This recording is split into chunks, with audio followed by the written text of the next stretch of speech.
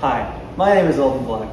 I'm a student in the Rose-Mueller laboratories, and I'm excited to present our UROP research, where we're applying machine learning to estimate fruit fly fitness through fecundity.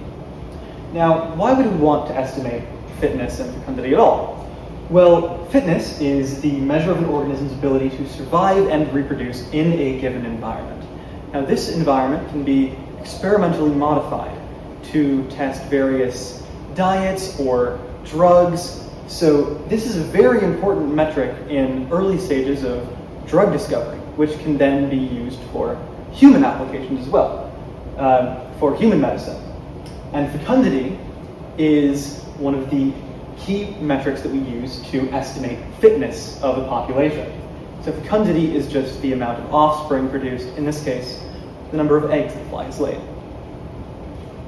Now, in past years, we have struggled with doing very large-scale experiments where once we gather our data, then hundreds to thousands of hours needs to be spent counting the eggs for a project.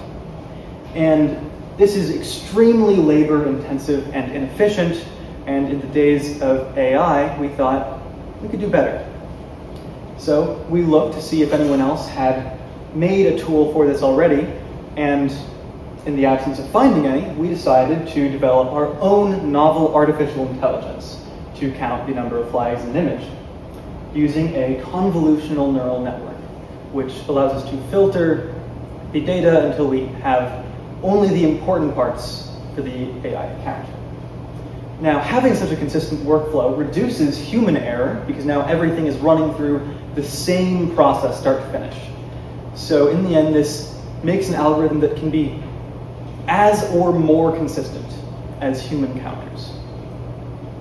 Now, our process works something like this, where we start with a 25 by 25 scanned image and then break it apart into these individual caps. Each one we then split into these tiles, which the AI can scan and count the number of eggs in.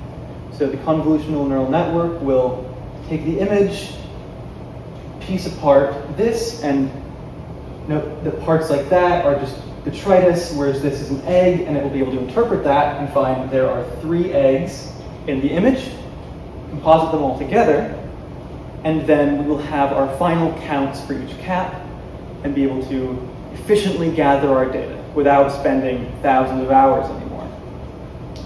Now, the future applications for this are, of course, to increase the efficiency of these fecundity assays and now make even larger sample sizes incredibly feasible because we don't need to spend that much time on the counting. And this is widely applicable in any Drosophila-based research lab. So we want to thank our mentors and thank the UROP Research Fellowship for funding this. We hope to see you at the symposium in May.